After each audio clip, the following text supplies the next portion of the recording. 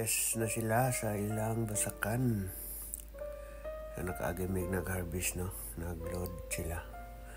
Kaya puno ng ilang harvester dito sa ubos. So, nagpaalam ako. Pwede daw magkuha ng video. Sabi niya, okay lang. Ayan ang harvester sa baba.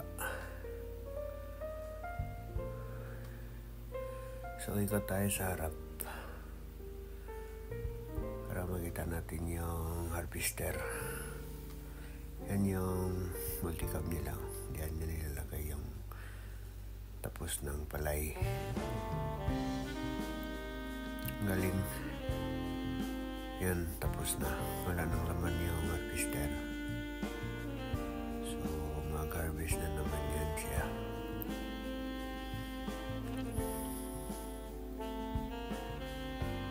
Ang galing.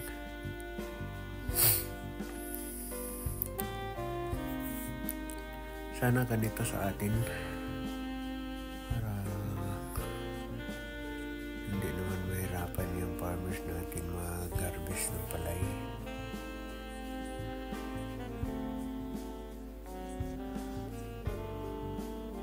Kaya simple lang yung harvester nila. Nakaupo lang yung tao.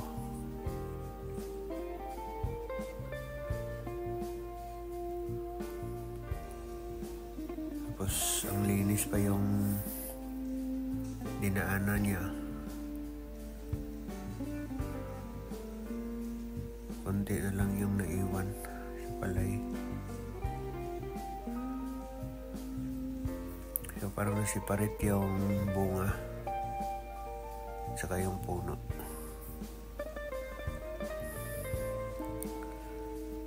So dito babalik siya.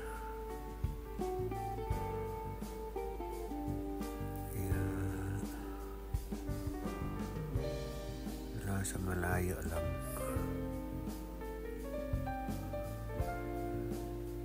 Maganda sana ito. Kaso yung parking ng sasakyan, nakadisturbo kami sa daan, kaya lipat kami ng ibang area.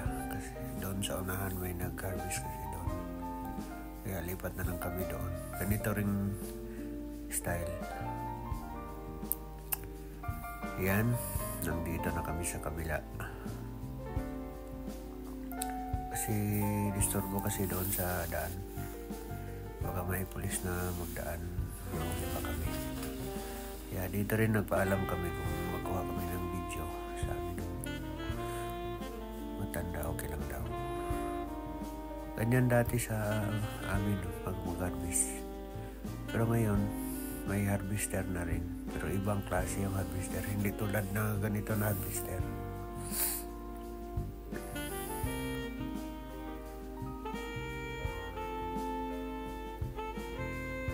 Ito parang ang linis talaga yung dinaanan niya. Saka walang talsik yung palay. Hindi tulad sa ating harvester na ang daming mga laglag na bunga yung dinaanan ng harvester. Kaya manghihinayang ka.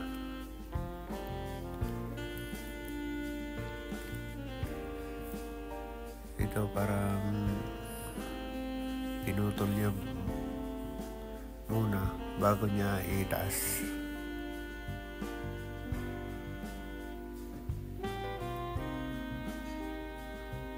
Magaling talaga yung hapon. Kaya ang farming dito, hindi masyado pagod yung katawan nila. Kasi makinarias lahat yung kagamitan nila. Kahit kalabaw talaga yung farmer. Kasi dito, makinarias na lahat. Ang daming uwak dito. Daming makain siguro. Kasi bagong harvest.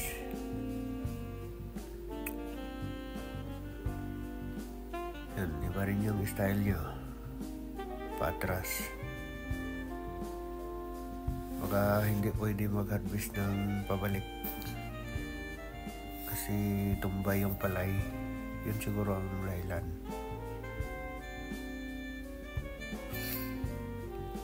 Kaya paatras yung style niya. Tapos balik na naman siya pag mag-harvest. Maya kunin natin doon sa harap tayo. Lipat tayo sa harap para makita natin yung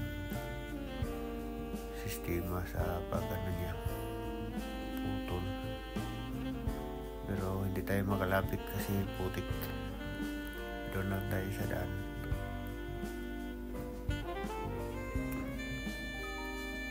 Ayan, nasa harap na tayo.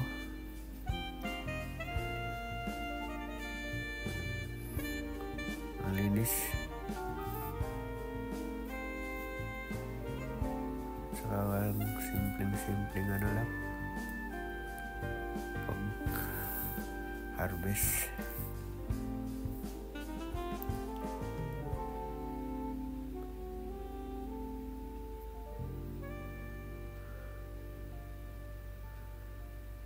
Kaya advance talaga yung Japan. Ang galing ng mga nag-imbento. Yan, banda may natumba sa nakaraang bagyo siguro yan. Yan, huminto siya. Tinawag niya yung kasamahan niya na putulin na lang daw yung natumba.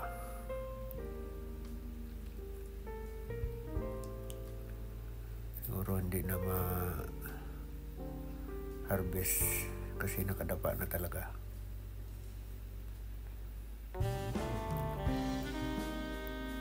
Ayan. Balik na naman siya. Ayan. Parang naitagahila pataas.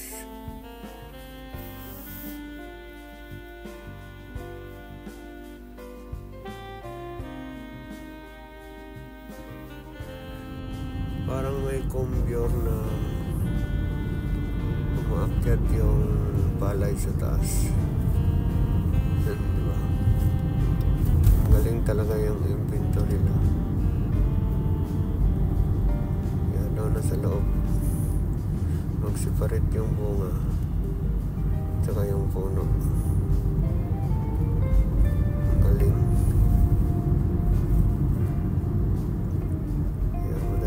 Trabaho nila sa harvest.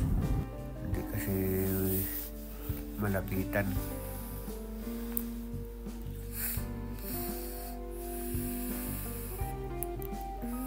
Ito yung dalawa.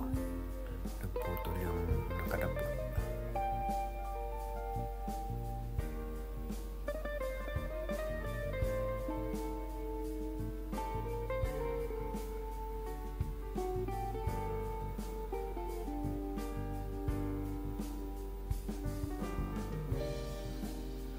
Daming uwak. Sana balik na ang presyo sa bukas na yun. At saka may bigas na sa tindahan kasi wala pa rin bigas sa mga tindahan eh. At saka may bigas man, tag 5 kilos lang. Tapos mahal.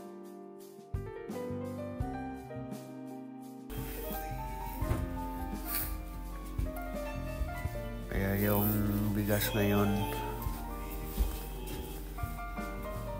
nasa 3,000 yung 5 kilos.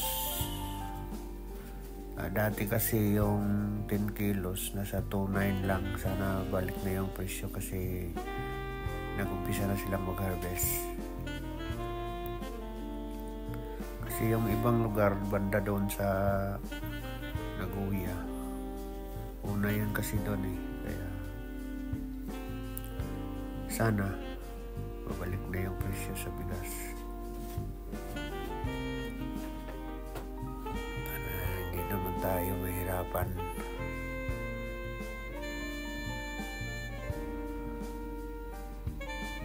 Ayan, natapos din niya yung isang box.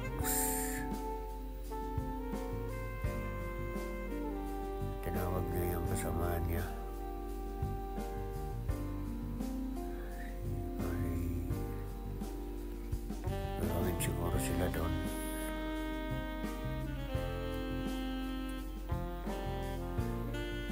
O lipat baka sila sa kabila.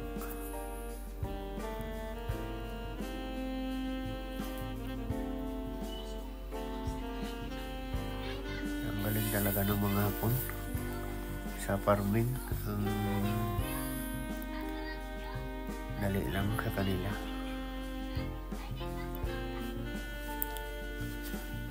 Yan yung mga kasama niya, 3.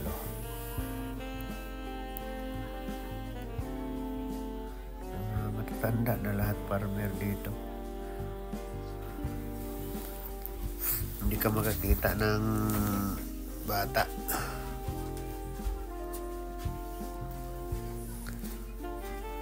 Kaya minsan sinasabi nila yung farmer ano na daw, konti na lang. Kasi yung mga binata hindi na marunong mag-farm.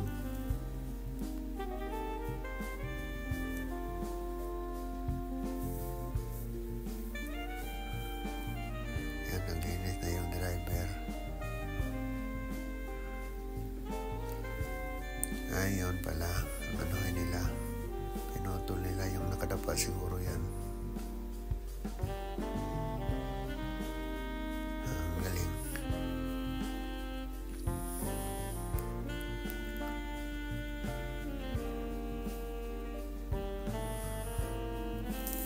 Kaya maraming salamat sa inyong panonood sa video na ito. Abangan nyo ang next video ko na ibang klase yung harvester.